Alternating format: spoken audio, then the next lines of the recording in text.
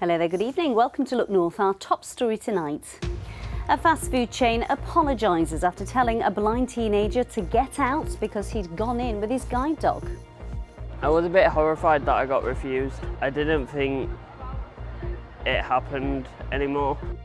A charity is calling for better staff training as figures show more people are being illegally turned away from takeaways and restaurants. Also tonight, promising life will get better as mayors take control of the railways. The government launches its devolution plans in Leeds. And fancy an environmentally friendly funeral? We'll show you how some people are planning their passing and preventing pollution.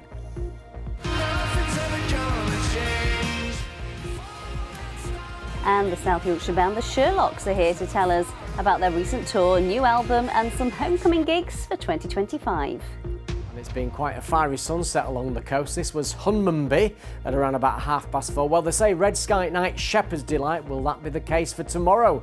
Join me for that week ahead forecast.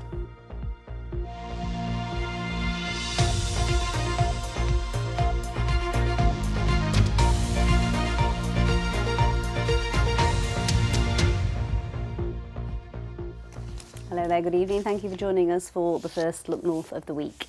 A teenager from Leeds has been sharing his experience of visiting a fast food restaurant in the city centre and been told to leave because he had his guide dog with him. This is Robbie and his guide dog Pilot. Now, despite it being illegal to turn some away because of their service dog, the Guide Dogs Association say they are urgently concerned and want more businesses to understand the rules and make sure staff are trained properly. Take a look at some of these figures. The charity says 72% of guide dog owners have faced access refusal over the last year. Of those people, 89% said it had a negative impact on their social life. And when it comes to training, 72% of people working directly with customers report that they have not been provided with training or information about the rights of service dog owners. 19-year-old Robbie Lee described feeling horrified and embarrassed after he tried to order food at Subway on Vicar Lane, and a manager told him to get out with his dog. Subway have apologised and say they are retraining staff. Nicola Rees has been speaking to Robbie about his experience. Straight on, forward. I've been blind for 16 years now. I've got used to the way it is. I now can't see anything apart from light and dark. Robbie and guide dog Pilot are inseparable. Together they can do pretty much anything. When I didn't have Pilot, I thought life was all, it's okay. But then when I got Pilot, I realised it changed it for the better. Straight on. Pilot gets Robbie to Leeds City College every day and keeps an eye out during backstage theatre classes. Right, whack that last one up. Let's hear how loud it's going to go. Go on, push it. This is Robbie's happy place. Sound is his speciality. I know what I'm doing because my life evolves around sound. Kind of takes me into like my own world and what I know I enjoy. He doesn't expect to be treated differently because he's blind. So when he and Pilot were asked to leave the Subway on Vicar Lane recently, Robbie was mortified. I was a bit horrified that I got refused. When I walked in and he told me, get out, you're not allowed in here. You've got a dog, and I said it's a service dog, and he said get out. I just thought, why are people being like this? Under the 2010 Equality Act, it's illegal to refuse access to someone with a service dog, and Robbie's dad is not prepared to let it go. No dogs except guide dogs. Plain and simple, it's on the door. Guide dogs, as everybody knows, are allowed in restaurants. I'm feeling angry that everything my son's gone through in his life, he's suddenly got somewhere, he's got a guide dog, he's got his independence, and that's been taken away from him. It's not fair. Subway didn't respond to BBC Look North, but they did apologise in an email to the family and said they would retrain staff. Campaigners, though, say this happens far too often in many places. This is a huge problem. 76% of all guide dog owners experience refusals. It's a growing problem, so report it and raise awareness because that's what needs to happen with businesses. We are, at the end of the day, even though we're blind, we are still human beings. We expect to be treated the same. Find the stairs. Robbie hopes his story sends a strong message that discrimination is unacceptable. Steady. Good boy. And where he goes, Pilot goes too. Nicola Rees, BBC Look North, Leeds. Well, earlier I spoke to Clive Wood, who's the Regional Policy and Campaigns Manager for Guide Dogs. I began by asking how widespread this problem is. Unfortunately, we hear it on a daily basis, and it happening on a regular basis across the country in all types of services. Guide dog owners are telling us that they're being refused from all types of premises, from restaurants, from cafes, and in this instance from a food shop. And we are really disappointed that this is happening. It's making lots of blind and partially sighted people who have these life-changing guide dogs who are making such a difference to their lives very, very difficult. They're very, very upset, they're very angry, and they're feeling humiliated from the experiences that they're experiencing. Clive, why is this happening? Because in most settings it is illegal to turn someone away with a guide dog. It is illegal to turn away, in most circumstances, a guide dog owner from any service that's being provided to the public. We know that this is because many frontline staff in all types of services aren't getting the training that they need, so they understand how they can welcome a guide and other assistance dog owners to their business, and that they understand that not only are they breaking the law if they turn somebody away who has a guide dog, but these guide dog owners want to come and spend money and use your service, and that's really important to remember. Is it just down to education, Clive? Could the government be doing more? I think there's two areas. We certainly think that there needs to be more education and more training provided to staff, but also we've been talking to government to look at ways that the current legislation around discrimination can be strengthened, and we're going to continue those conversations. Clive, thank you for your time. Next tonight, mayors are going to be able to control the railways in their patch after Deputy Prime Minister Angela Rayner gave them much more power today. Now, the idea would eventually mean a London-style system where you can tap in and tap out of every public transport mode. Our political editor James Vincent is with us now. James, we've been waiting for this forever, haven't we? It's a big deal. It is a big deal, and I know people start to sort of glaze over and roll their eyes when I start banging on about devolution. They do that in the newsroom, by the way. No, we don't. Don't go make a cup of tea. This is really important because this is the sort of power that mayors have been asking for ages. We know that they're starting to take over the buses. They want to integrate all of this transport. They want to integrate everything in their patch, and they have been talking about it for a while because they won't shut up asking the government for it. Don't forget, it was the Conservative government that started bringing in mayors in the first place. Now the Labour government, Angela Rayner in Leeds today, the Deputy Prime Minister, describing what she describes as one of the biggest ever shake-ups of local government. In this country, we are one of the most centralised countries in Europe, so a lot of the decisions made up here aren't made up here at all. They're made down in Westminster. The general idea is that will change, and mayors, along with their authorities, will make much more of decisions about places that they live in. So I caught up with the Deputy Prime Minister Angela Rayner and asked her whether Westminster was finally trusting us. Deputy Prime Minister, is this Westminster finally trusting us to get stuff done?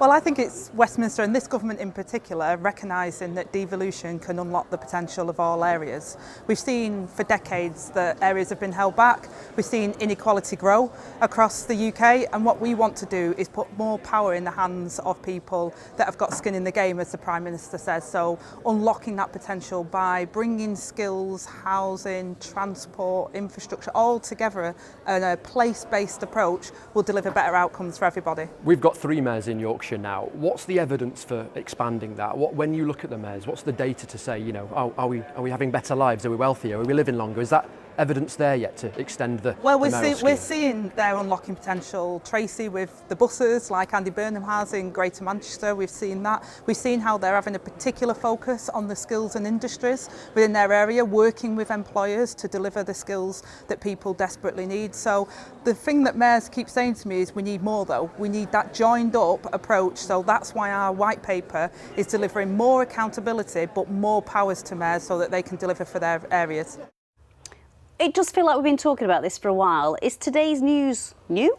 It is new because they're finally getting that power. It'll go down the line. When Angela Rayner talks about a white paper, what that effectively means, it's the government's idea to change the law to give the mayors more power on that. The big question is, when will we see that change? And now they've got that power, it's kind of up to them, isn't it? They're the ones that have got to make it work. You know, they've been quite forward at rumbling about the railway companies and the way that rail's been run. But if they've got the power to talk about timetables and routes and stations and things, they're the ones in charge. But I spoke to a couple of mayors today and they were pretty excited about maybe getting their hands on the train set. We've brought the tram back under public control, and yes, we will try and create that integrated public transport system that includes rail over time. It's a hugely ambitious programme that we've got for South Yorkshire, because we want to connect people to opportunity, make sure that everyone can stay near and go far, and transport is central to that vision.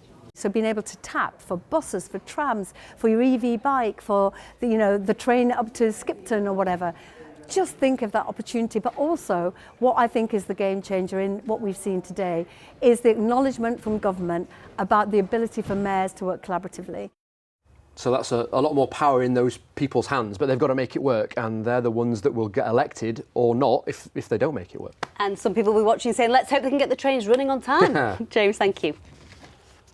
Next tonight, with global commitments to tackle the climate crisis, one area environmentalists say does need to change, surprisingly, it's the funeral industry.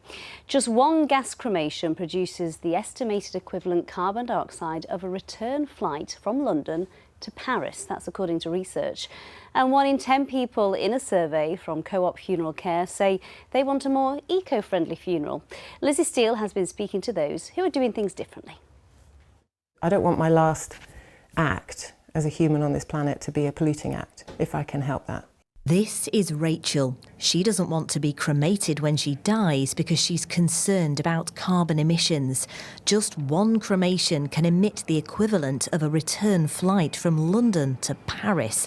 So Rachel is making her own burial shroud, similar to this one she's made for a friend. This is natural undyed British wool from a local farmer. It will biodegrade fully and completely along with the body. It's just wool.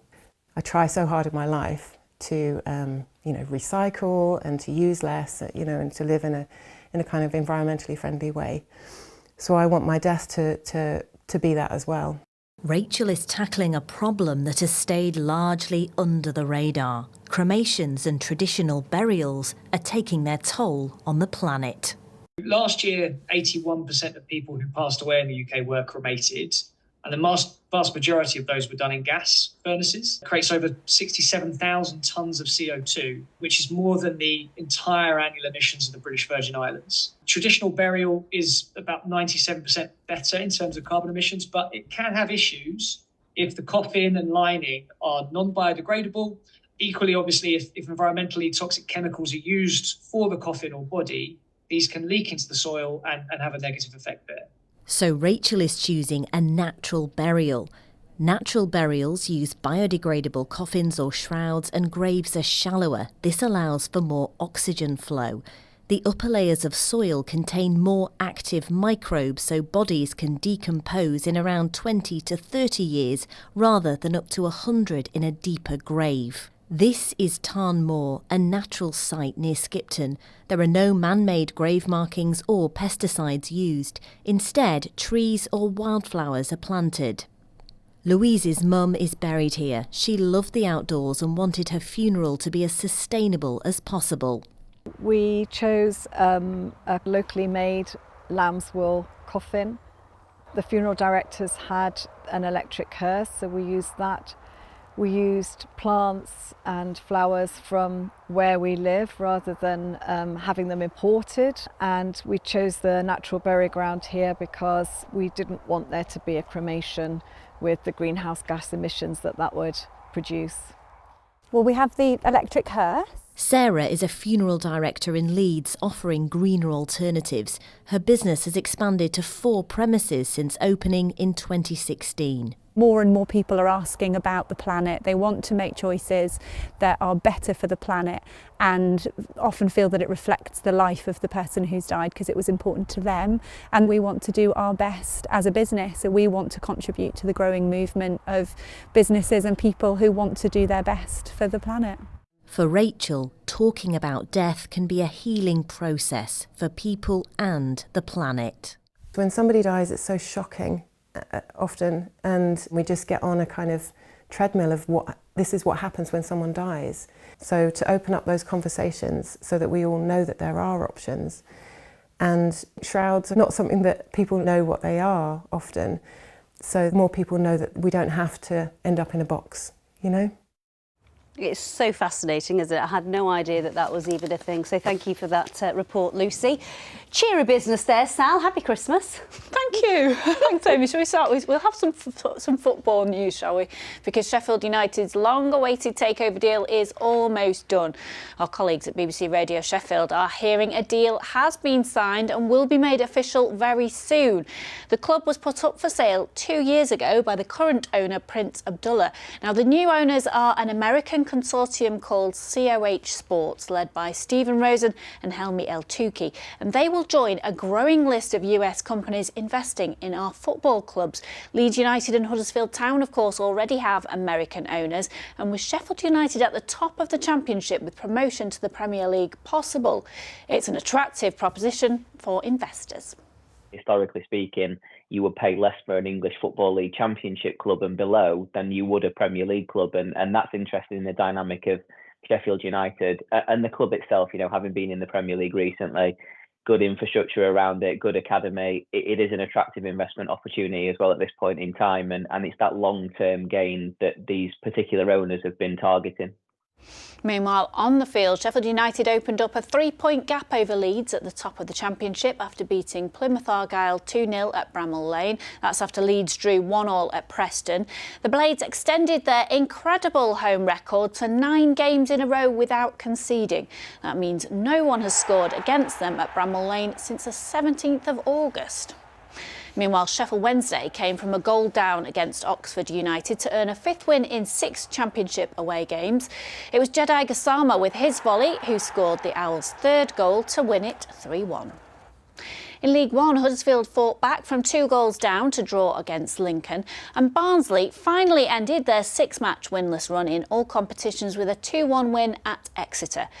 This superb cross from Stephen Humphreys to Davis Keylor-Dunn sealed the deal for the Tykes, who are now hovering just below the playoff places.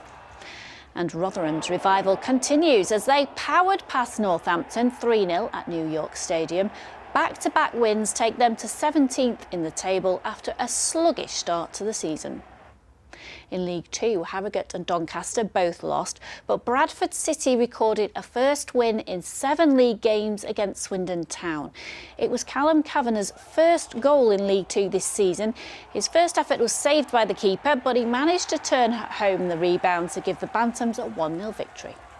And goals from Dylan Markande and Will Grigg gave Chesterfield a well-deserved win against bottom of the table Carlisle. That 2-0 victory takes them to 6th in the table, just 2 points below Doncaster. In ice hockey, the Sheffield Steelers were left disappointed by 2 losses at the weekend. They lost 2-1 to Glasgow Clan at home on Saturday and then 3-0 away to the Belfast Giants last night. They've now dropped to 4th in the Elite Ice Hockey League. But festive spirits were restored as fans took part in the team's annual Teddy Toss, throwing toys onto the ice to be given to children at Sheffield Children's Hospital over Christmas. Nice to see that. Isn't that a lovely idea? Yes, isn't it? Thank you, Sally. Now, it's been a very busy few months for our next guests, who are now taking a festive break from touring the country. The Sherlocks have been supporting Shed 7 on their 30th anniversary tour. They've got lots planned for 2025 as well, including a new album, and have just released their latest single, Bones. Let's have a listen.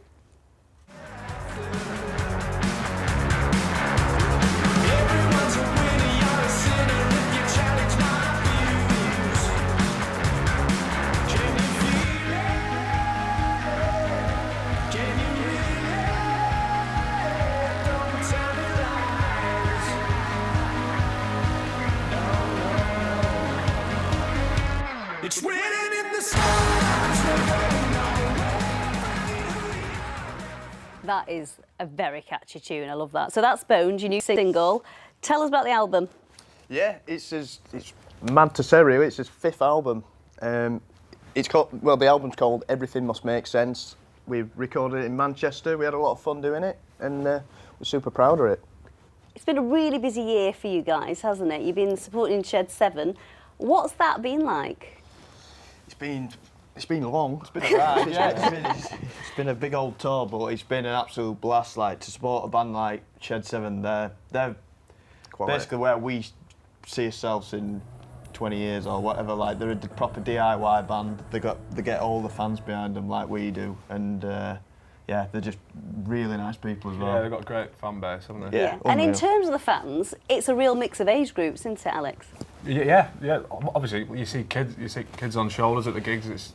It's great to see, and a lot of the old folk just having it every night. Yeah.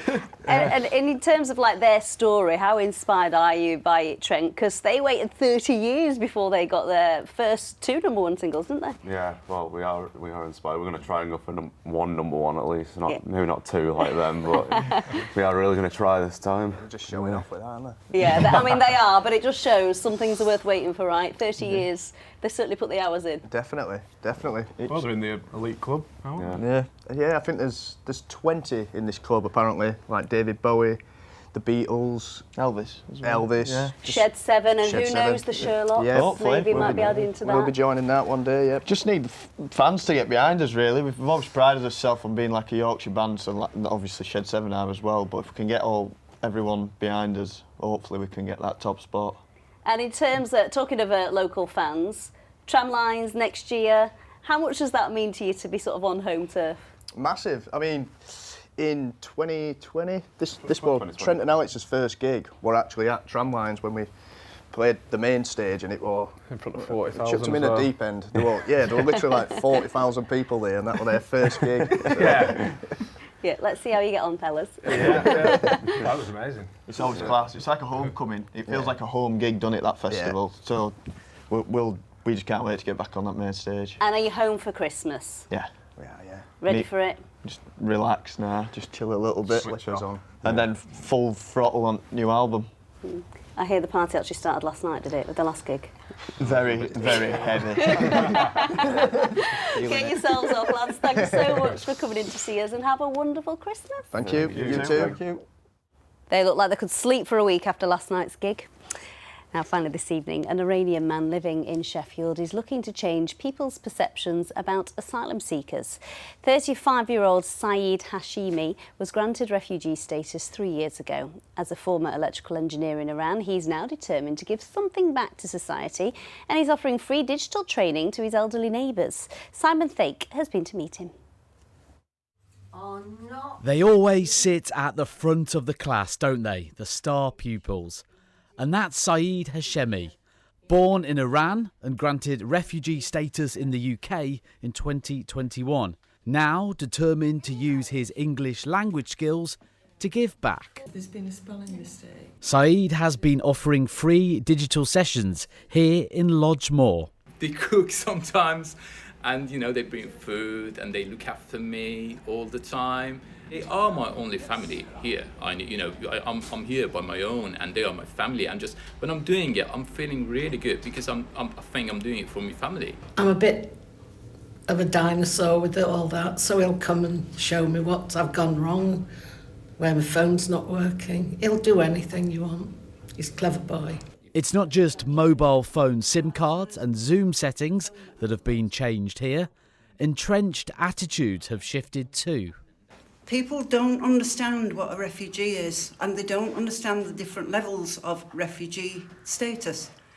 We now know, and we've learned this through knowing Saeed, and so we can tell other people so that when they hear the word refugee, something different comes into their head. And that's what it's all about, learning about other people's problems and how they've coped. Okay then, guys, I'm gonna go. A computer club with cuddles and a cultural exchange. Simon Thake, BBC Look North, Sheffield. Great job, Saeed. Right, all week, Last week, we were asking you to send in your festive pet photos. You have not disappointed as ever. Take a look at these festive Westies. Oh my gosh, they're so cute, aren't they? It's annual Leeds Westie Walk, which took place at Temple Newsam over the weekend. And according to the organisers, they had a pawsome time. Sue Flynn sent us that gorgeous slideshow. Thank you so much for that, Sue. That has brightened up my day. Where's Dave the dog and his festive hat? Right, well, I'll do Dave if you do Licorice. Yes, Licorice is a chicken, just in case you were wondering. I think you've got the biggest challenge. Well, I just need to find a tiny... she has got quite a big puffy pom-pom head. She's got a big head. Yeah, big head for a small chicken. Just need to find a hat small enough, that's Right, all. OK, well, that's your challenge. And I'll pin Dave down. Let me show you a couple of pictures that you've sent in the last 24 hours. There's obviously been a lot of cloud around, but the first picture I'm sure we're going to see any time now. Should be a really nice sunrise. There we are. It was worth the wait, wasn't it? Look at that, beautiful. That was taken at around about 8 o'clock this morning by Mr. B, Yorkshire. And the second one, you remember last week I showed you a daffodil that was out. Well, the crocuses are out in Heworth. Is it Heworth or Heworth? Heworth, there we are. So if you've got any nice spring flowers that are out in the middle of December, please send them to me on X, on Instagram, or on the Weather Watcher website. So in the next 24 hours, we will see a lot of cloud around, a number of isobars as well. That means it's going to be very windy. Some rain, mainly Tuesday night into Wednesday morning. This feature should stay to the south of us on Thursday. Thursday turns colder with lots of sunshine, leaving Friday fine. The weekend changeable, and early indications are that the Christmas week will be very mild with not a chance of a white Christmas, famous last words. Let's have a look at the satellite picture. You can see all the cloud that we've had today. There's been a few breaks, as we've just seen in Scarborough. A little bit of sunshine for a time as we head through this evening and overnight. The thickest of any cloud will always be in the west, where there could be the odd pocket of light rain. Elsewhere, it's dry with broken cloud, and we'll see lowest temperatures coming in at 6 or 7 degrees. So tomorrow's high water times in Scarborough at 7 minutes past 5, and again at 20 past 5 tomorrow tea time. So a day of variable amounts of cloud. There will be a bit of sunshine in places. We've got a weak warm front bringing some patchy light rain and drizzle, mainly into northwestern parts of Yorkshire. To the east and the south, it should stay dry. Temperatures well above average, but I suspect with the wind just like today, it's not felt all that mild, despite the fact temperatures should reach 11 degrees. Wednesday, very windy, patchy rain, brighter later, and then colder but sunnier on Thursday and on Friday. That's the forecast. What about babies in festive costumes? No, they're cute. Why, have you got some news for us? No, no, I blooming haven't. Why have you? No, not anymore. We're on the late shift. See you later on 10:30. Bye-bye for now.